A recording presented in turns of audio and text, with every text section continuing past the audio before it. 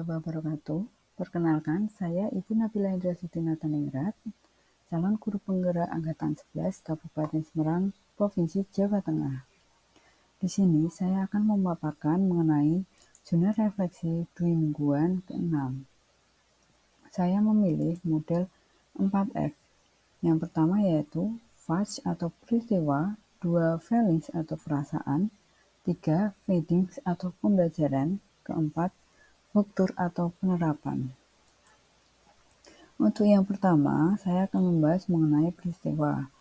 Di modul 2.2 tentang pembelajaran sosial emosional dimulai pada tanggal 3 September 2024.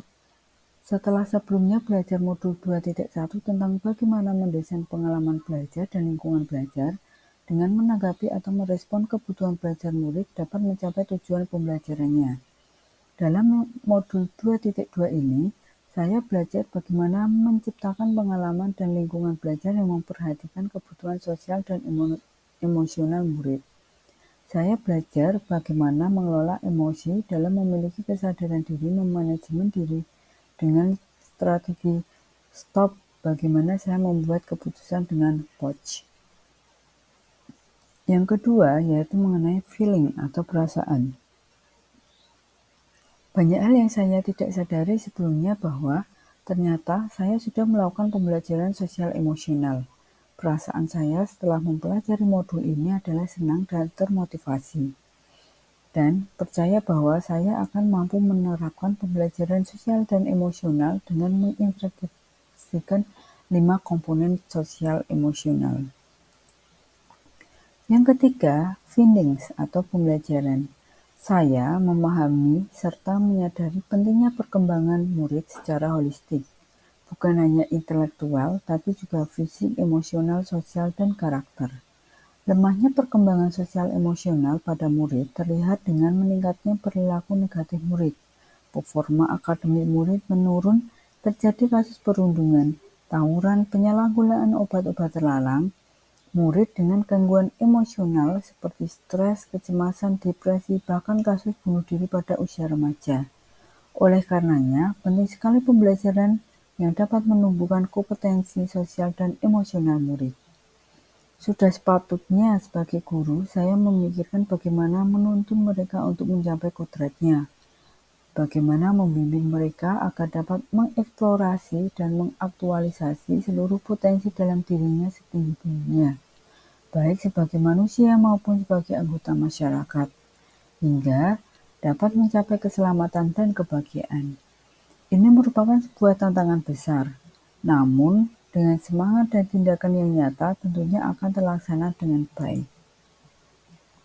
Materi yang luar biasa yang saya dapatkan di modul 2.2 ini, pembelajaran sosial dan emosional atau PSE, adalah pembelajaran yang dilakukan secara kolaboratif oleh seluruh komunitas sekolah. Pembelajaran sosial dan emosional berupaya menciptakan lingkungan dan pengalaman belajar yang membutuhkan 5 kompetensi sosial emosional, yaitu kesadaran diri, manajemen diri, kesadaran sosial, keterampilan berelasi, dan pengambilan keputusan yang bertanggung jawab. Pembelajaran 5 KSE tersebut akan dapat menghasilkan murid-murid yang berkarakter, disiplin, santun, jujur, peduli, responsif, proaktif, mendorong anak untuk memiliki rasa ingin tahu tentang ilmu pengetahuan, sosial, budaya, dan humoria.